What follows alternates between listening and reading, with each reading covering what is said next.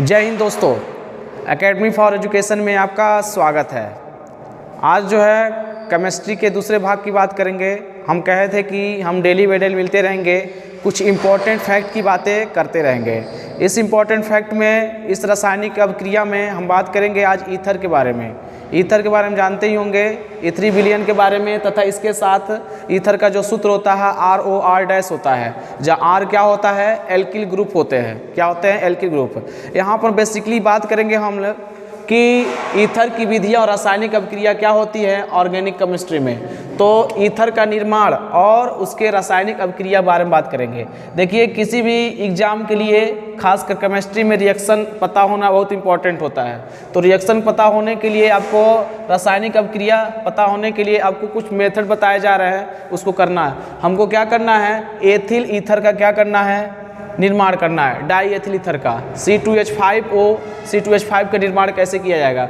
तो निर्माण करने की कई विधियां होती हैं। पहली विधि यह, दूसरी, तीसरी, चौथी, 5, और सभी से क्या प्राप्त होंगे? यही प्राप्त होंगे, C2H5O C2H5 यही प्राप्त होंगे। सबसे पहली विधि क्या है कि जब हम C2H5I को, मतलब एथिल आयोडाइड को, जब हम शुष्क Ag2O के साथ क्या करते हैं, अभिक्रिया कराते हैं, तो हमें क्या प्राप्त होता है? ईथर प्राप्त होता है। कुछ मिले चाहे ना मिले, क्या प्राप्त होगा? ईथर प्राप्त होगा। इसी प्रकार दूसरी अभिक्रिया में हम जब 2C2H5OH, मतलब जब अल्कोहल को सांद्र H2SO4 की उपस्थिति में 140 डिग्री सेंटीग्रेड पर क्या करते हैं? गर्म करते हैं, तो मिले चाहे ना कुछ मिले, लेकिन क्या पर मिलेगा? यह ईथर मिलेगा।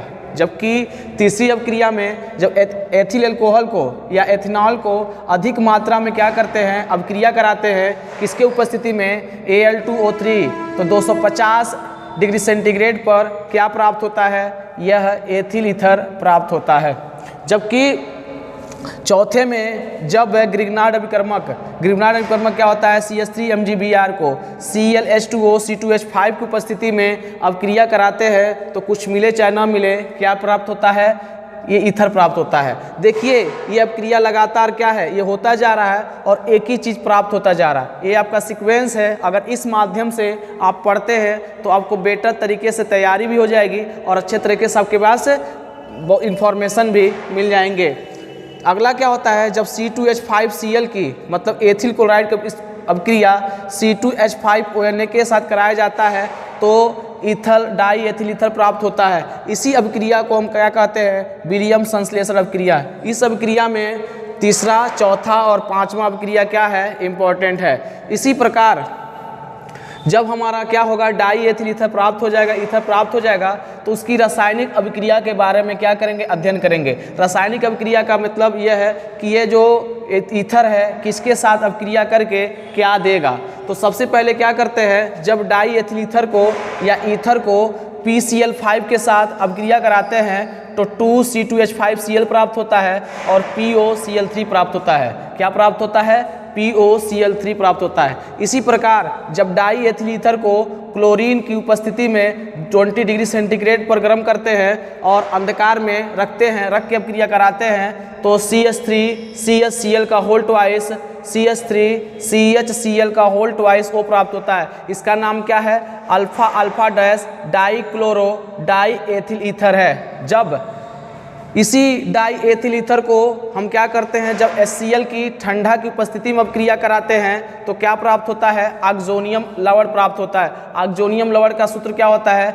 C2H5O C2H5Cl होता है। ये प्लस होता है, ये प्लस आपका धनायन है, ये क्या है? ऋणायन है। तो ऑक्सोनियम लवण बना लेता है। इसी प्रकार जब हम कोई एसिड से किसकी अभिक्रिया, डाई एथिल ईथर की अभिक्रिया किसके साथ कराते हैं? H2SO4 के साथ कराते हैं, तो यहाँ पर क्या प्राप्त होता है? C2H5OH C2H5O C2H5H प्राप्त होता है। यह HSO4 अलग हो जाएगा। इसी को भी क्या कहते हैं? ऑक्सोनियम लवण कहा जाता है। इसी प्रकार जब हम क्या करते हैं? C2H5O C2H5 की अभिक्रिया किसके साथ कराते हैं? Al2O3 के साथ कराते हैं, तो 380 डिग्री सेंटीग्रेड पर, तो एथिन प्राप्त होता है। एथिन का सूत्र क्या होता है? CH2 डबल बॉन्ड CH2 होता है। और अंत में C2H5O की अपक्रिया C2H5 की C2H5O C2H5 की अपक्रिया डाई एथिल ईथर की अपक्रिया किससे कराते हैं, HI से। तो ये दो प्रकार की अपक्रिया देता है। पहला अपक्रिया क्या देता है, ठंडा, और दूसरा अपक्रिया क्या देता है, गर्म से। ठंडा के साथ जब अपक्रिया कराते हैं इसकी अपक्रिया इसके साथ, तो हमारा क्या होता है, एथिल आयोडाइड और एथिल अल्कोहल प्राप्त होता है। जबकि यही अपक्रिया गर्म अवस्था में होता है तो दो मॉलिक्यूल्स ऑफ C2H5I मतलब एथिल आयोडाइड और प्लस जल को क्या करते हैं, प्राप्त करते हैं। तो यह दोस्तों क्या था, ईथर की रासायनिक अपक्रिया और इसके साथ साथ निर्माण की, बनाने की अपक्रिया का अध्ययन है। ये बहुत इंपॉर्टेंट है। आपको सीधे तौर पर क्या किया गया, पूरा रिएक्शन एक ही चार्ट में बता दिया गया। आप बस क्या करना है, इसको बार बार सुनना है और अपने जहन में लाना है। ये लगातार सुनते रहेंगे जिससे रासायनिक अपक्रिया क्या हो जाएंगी, तैयार हो जाएगी और यह क्या एग्जाम के लिए इंपॉर्टेंट होगा। अब मिलते हैं अगले क्लास में। Thank you very much.